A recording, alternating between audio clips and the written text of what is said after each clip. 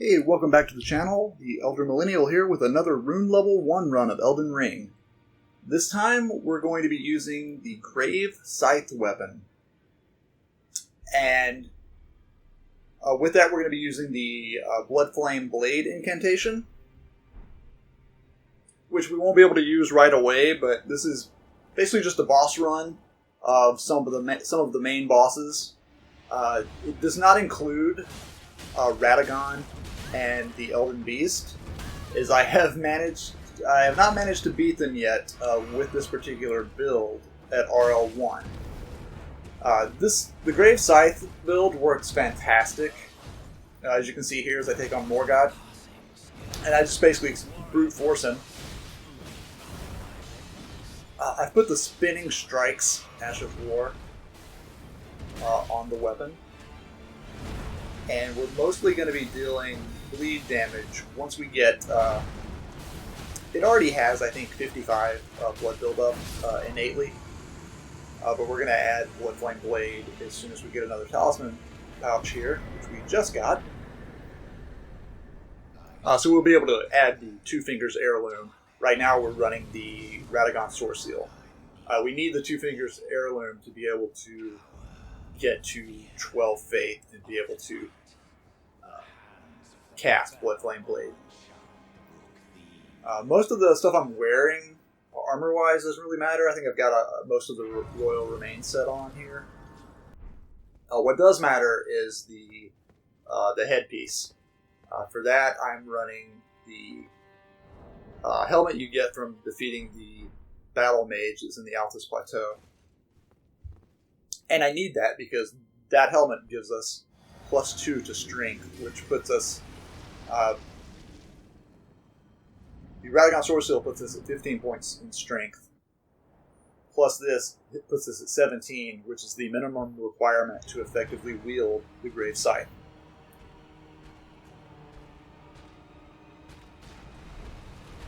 And for most of this run, our physic is just going to consist of the Strength Knot Crystal Tier and the Opaline Bubble Tier.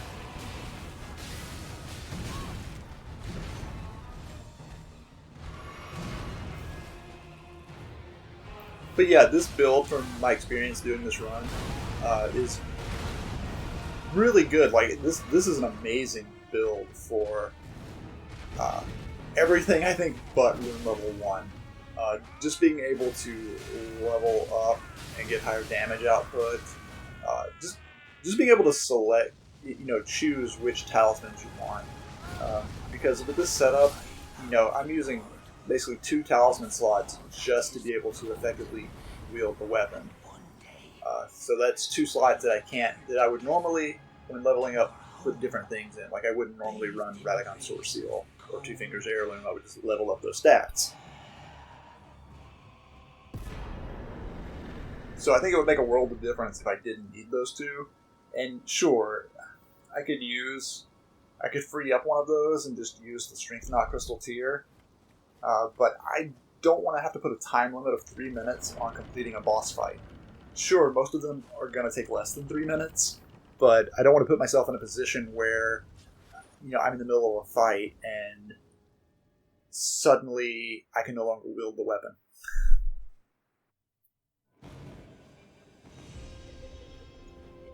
Okay, we're at the Renala fight. So first we'll take out the singers. Where's he at? Where's he hiding? Oh, there he is.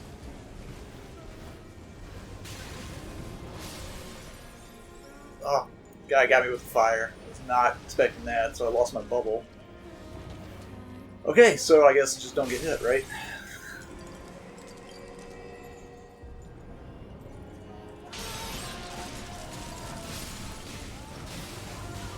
Or don't get hit hard enough for it to actually kill you.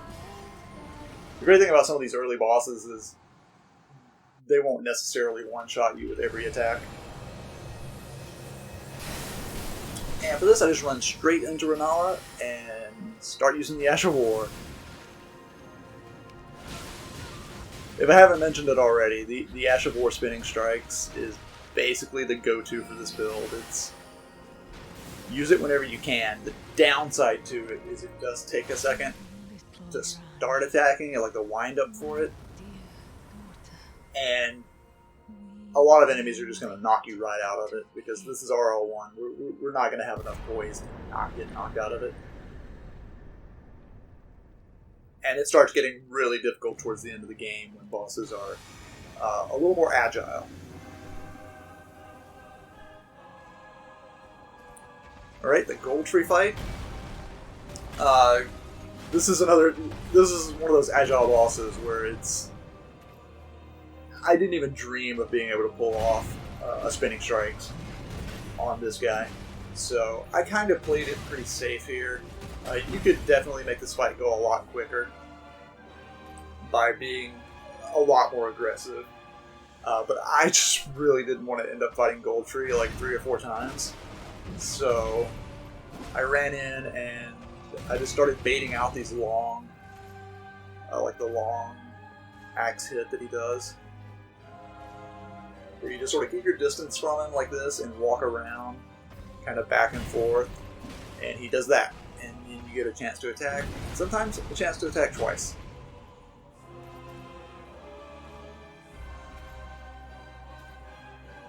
Usually he comes out of that, like you get your attack in, and then he comes out of that by moving away and doing a stomp. But he doesn't really do that a lot this time, but most other times I play, he almost always follows that up with a stomp. Yep, there was a chance to get 2 attacks in. And for the attacks, I'm just simply doing the fastest attack I think I could possibly do with the Grave Scythe, which is just like a regular R1 attack.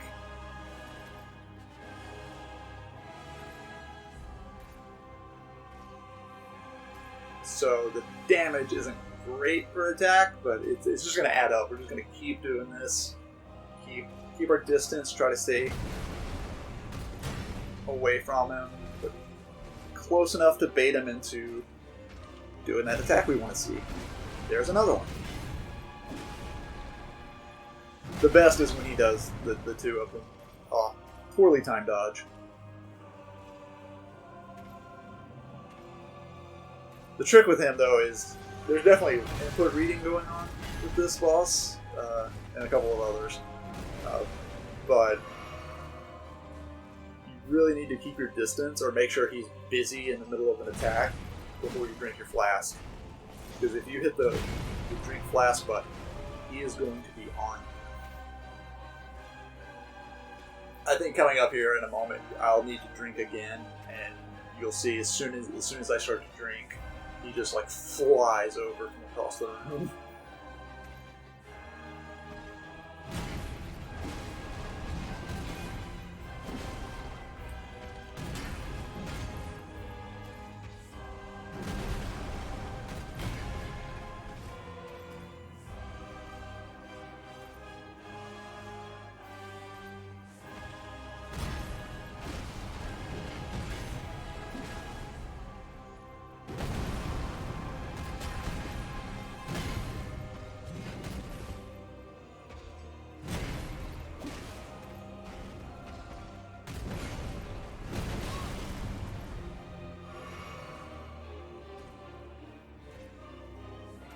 I'm surprised I managed to get that heal in without really getting a reaction from Gold Tree.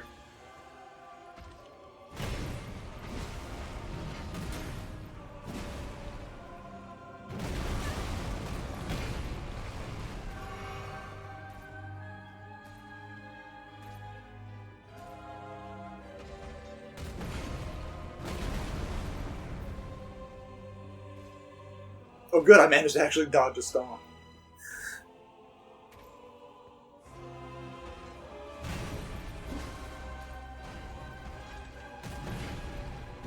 I can't believe I've gotten hit by as many of them as I have.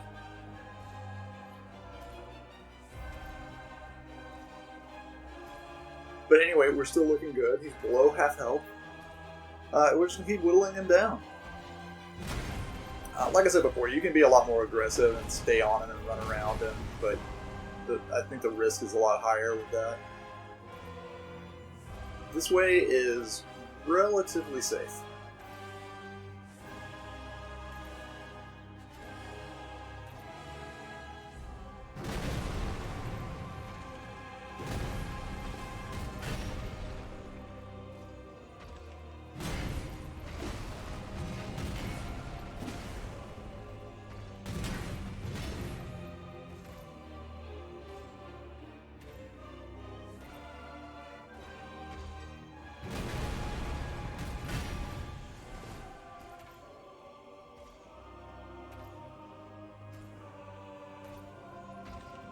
I mean, don't get me wrong. There's still plenty of opportunities here, even using this method of fighting it, to really screw up. You've seen me get hit by multiple attacks. I just think it gives you more time to think while it's in like this phase of it where he's just slowly walking and you're keeping your distance. You have more time to think about what you're going to do next than you're really staying right up on.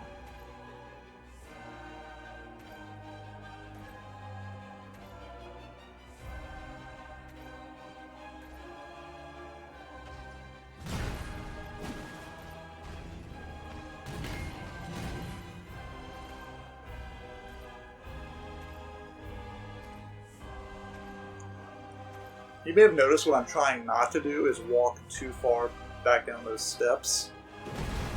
The ones that were in the direction we're facing now, those steps, like I try not to walk too far down there because in some cases I've had him get down there and not do that particular attack, and then you're in a very narrow corridor with him. And it can be difficult to get back past him again into this open area without him attacking you.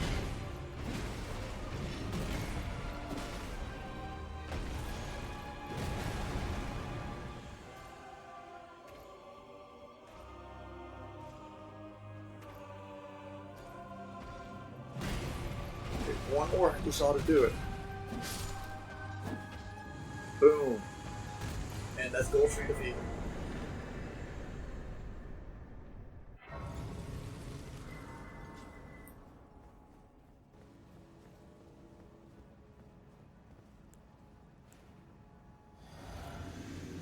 Alright, so next we got Morgai. I actually left a loss in here in the recording.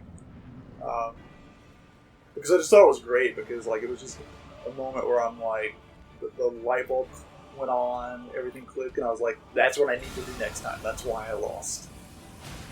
So the first thing I tried to shackle him here, and I thought I could get away with getting to phase 2 here, and I thought I could get some damage in before I roll away. You know what? I didn't leave in the bad one. The first, I thought I left it in that clip. Actually, that's the one where I beat him. The first clip was me backing away from that phase 2 explosion, and then I wasn't able to do enough damage when I went back in, and he killed me. And I realized that I just needed to tank the hit with the bubble tier and just keep hitting it while in transition. So that's what you saw there. Okay, Fire Giant time. This guy actually took me a few tries. I want to say maybe like 4 or 5 times. This is the one I got him in.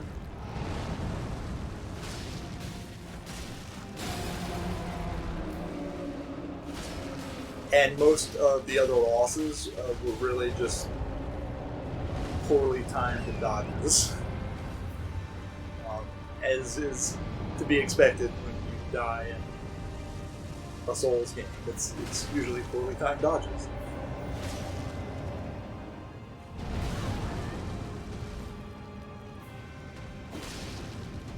And there went my bubble. That was a perfectly good example of a poorly timed dodge.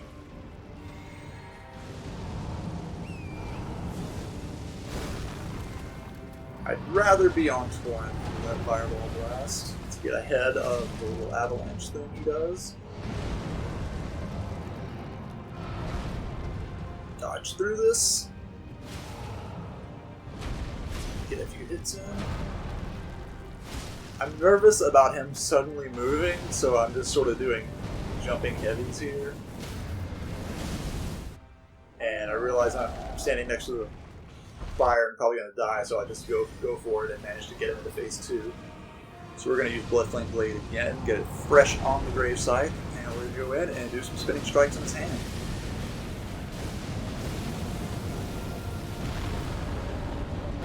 And for this one, we're going to just run up to his leg here. This is generally a pretty safe spot. We're going to spinning strike until he's dead. And that is the Fire Giant defeated with the Grave Scythe. And here's where the game froze on me. I couldn't get it out of this. Like, as soon as I called Torrent, it locked up. Fortunately, when I exited and restarted the game, it did give me credit for the fire giant win. But yeah, I thought this was like crazy. Like I just beat him, and as soon as I go to walk away and get on torrent, like the game just completely locked up. But moving on, the next on our list is going to be the Godskin Duo. So for this, I like to use sleep pots when I'm doing an RL1 run. So it was like we got a total of 6 that I can use, and I can make a few more, but mostly this is going to be it. So I take a moment where I stand here and contemplate that I need to get this right in one run, because I really didn't want to go. Even though I know places where I can get more Trina's lilies, I didn't really want to do it. So this was kind of an all or nothing. So it either has to work first time, or I'm kind of done with the run.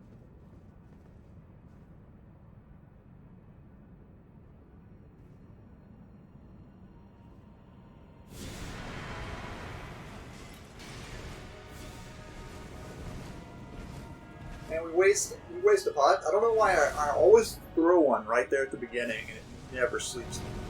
Like they always move from their starting spot. Yet I keep doing it. Okay, did I get the big boy? I got the big boy. Alright, let's just try another one on the Apostle. Oh, I can't believe he actually walked right into that one. He sort of started to run into it. Alright, let's buff ourselves, Bloodflame Blade, drink our flask, say a little prayer, and start the spinning strikes. Not enough to take out Tubby there. And he's going to roll. Up here for safety. Time to refill our blue flask.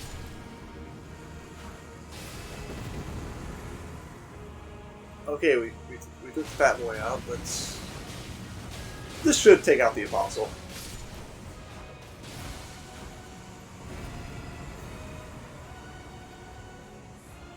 Okay, so at least one of them is going to respawn. Who's it going to be? I kind of hope it's the fat one. Just because he tends to be easier to sleep. The Apostle really dodges the sleep pods.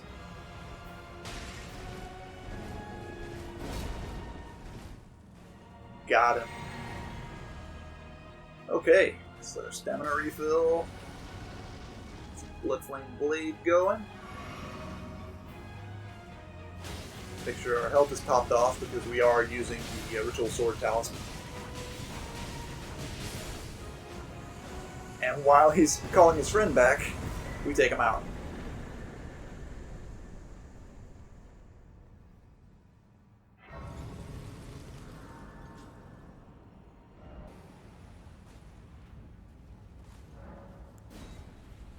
Moving on, I went and did Radon. I'm trying to remember why. I think I wanted to go to Nokron because I wanted to pick up the Great Shield Soldier Ashes. Because I just had a feeling I was going to need a summon, probably for the bosses from here on out. I just am not really confident with this weapon at RL1.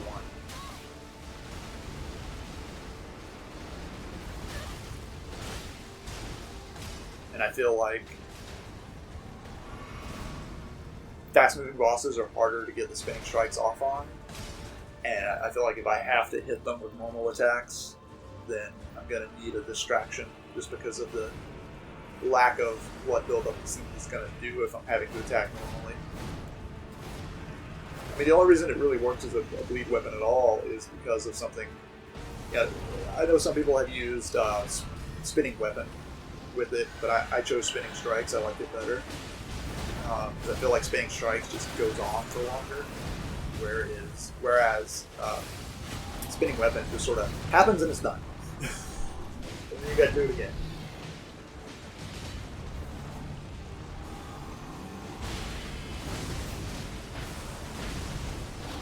But because it just hit successfully like that, like that's where your clean build-up's coming from. Like, I think this would be a pretty awful lead weapon if you just had to rely on like light heavy attacks.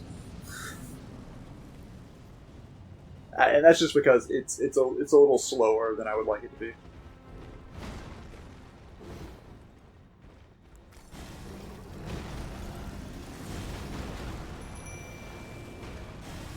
And you know, in my opinion on like the slowness of weapons is really arbitrary, because you know, next week I might post a video telling you how great some colossal weapon is that's technically even slower.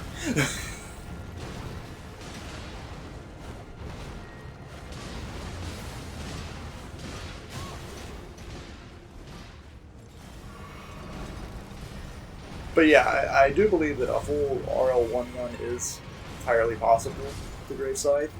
I just don't know that I will necessarily be able to do it at my skill level. But yeah, this is a weapon I really would like to use in when I level up, because like this would be fantastic. I don't think I've broken the stance of anything with this weapon so far, and I got the luckiest stance break right there. Like, I honestly don't know if I would have finished him off if he kept moving.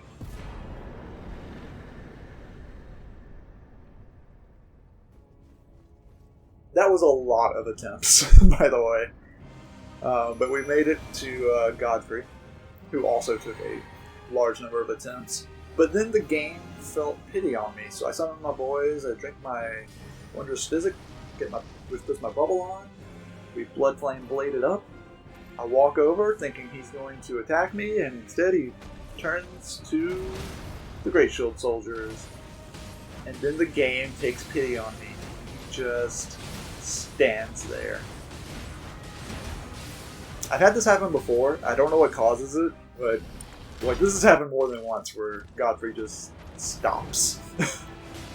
I don't know what the trigger is. I'm not sure how I'm doing it, but it absolutely happens.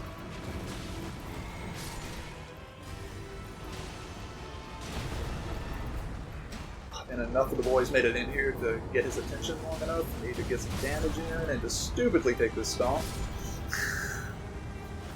I'm honestly surprised I survived the second one. And we take him out at the last second. And that, ladies and gentlemen, is the run so far. Thanks for watching. Please like and subscribe if you like what you saw. And I'll catch you on the next one.